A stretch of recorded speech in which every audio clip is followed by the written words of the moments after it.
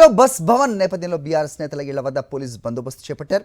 BRS working president KTR ఇంటి వద్ద భారీగా పోలీసులను మోహరించారు.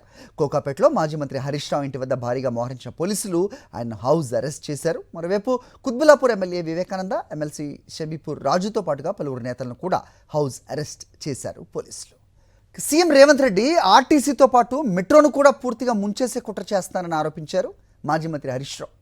మెట్రో పేరిట ఉన్న 250 ఎకరాలను అనుచరులకు కట్టబెట్టే ప్రయత్నం చేస్తానన్నారు. బడా కాంట్రాక్టర్ల కోసమే హైదరాబాద్లో ఎలక్ట్రిక్ బస్సులు తీసుకొస్తున్నారని, దీని వెనక పెద్ద స్కామ్ ఉందన్నారు. ఆర్టీసీని ప్రైవేటీకరణ చేసే కుట్రలు జరుగుతున్నాయన్నారు హరీష్ రావు. రేవంత్ రెడ్డి గారు ఏంటంటే మెట్రో రైలును ప్రభుత్వ పరం చేసుకున్నాడు. ఇప్పుడు మెట్రో గవర్నమెంట్ అయింది కదా, అంటే రేవంత్ రెడ్డి ఇక టికెట్ల ధరలు పెంచితే ఎవడు ఆర్టీసీ బస్సు ఎక్కడు, మెట్రో ఎక్కాలని కుట్ర.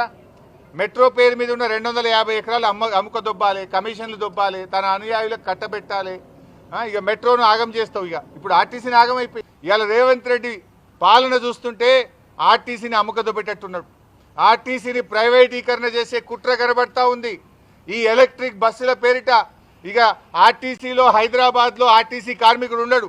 ఎలక్ట్రిక్ బస్సు వస్తే డ్రైవర్ కూడా ప్రైవేటోడే, కండక్టర్ ఉండడు, కార్మికుడు ఉండడు, డిపోలు ఉండయి, అంతా అమ్ముకదొప్పుడే. ఇలా కమిషన్ల కోసం బడా బడా కాంట్రాక్టర్లకు ఎలక్ట్రిక్ బస్సుల కాంట్రాక్టులు కట్టబెట్టడం కోసం ఈ కుట్రకు నువ్వు తెరలేపినవు. ఎన్నో ఏండ్ల చరిత్ర ఉన్న మియాపూర్ వర్క్షాప్, ఉప్పల్ వర్క్షాప్ రెండింటిని అమ్మకానికి పెట్టిండి ఇలా రేవంత్ రెడ్డి గారు.